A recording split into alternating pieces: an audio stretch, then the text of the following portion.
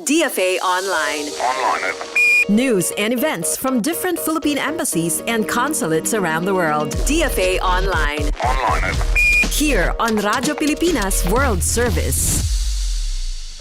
Good day, this is DFA Online here on Radyo Pilipinas World Service.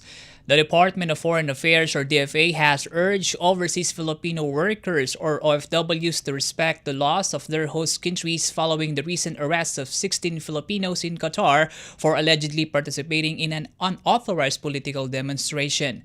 In an interview on Monday, DFA Undersecretary Eduardo De Vega emphasized the importance of following the local laws of host countries to avoid arrests, as well as the advisories issued by the Philippine government through the Philippine embassies and consulates. Yusek De Vega said 19 Filipinos were originally arrested last Friday after joining a rally to voice their support for former President Rodrigo Duterte, who is currently detained at an international criminal court facility in The Hague in the Netherlands over alleged human rights violations related to his campaign against illegal drugs.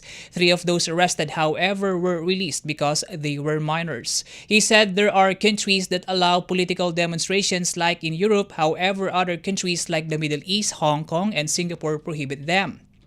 Yusek De Vega expressed hope the arrested Filipinos would be released, but said in case cases are filed against them, they could be detained for up to 3 years and deported. He, however, assured the arrested OFWs that the Philippine government would provide legal counsel for them. DFA Online. Here on Radyo Pilipinas World Service. In our news, the Philippines donated $40,000 to the International Maritime Organization, or IMO, for its technical cooperation training and capacity building activities and the voluntary multi-donor trust fund for financial support to developing countries. Philippine Permanent Representative to the IMO, Teodoro Locsin Jr., presented the donation to Secretary General Arsenio Dominguez on March 26 at IMO headquarters in London. The donation was coursed through the Integrated Technical Cooperation Program, or ITCP, of IMO's Technical Cooperation and Implementation Division, or TCID.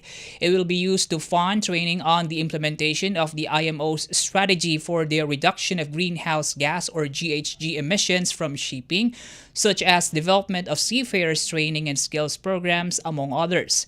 Intended beneficiaries of the training will be personnel from relevant government agencies from interested countries.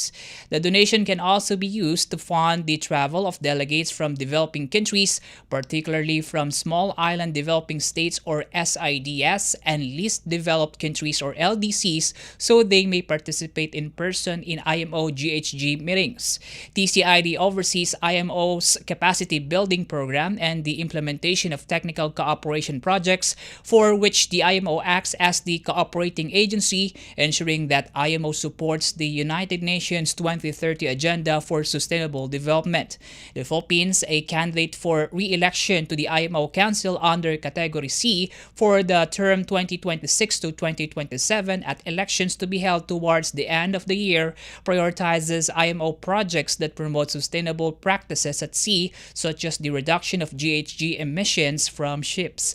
Furthermore, the Philippines, as a fellow developing country, supports the participation of other developing countries in meetings at the IMO of importance to them, especially those from SIDS and LDCs.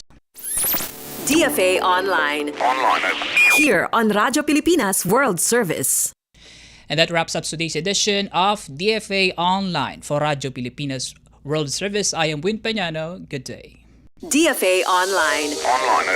News and events from different Philippine embassies and consulates around the world. DFA Online. Here on Radyo Pilipinas World Service.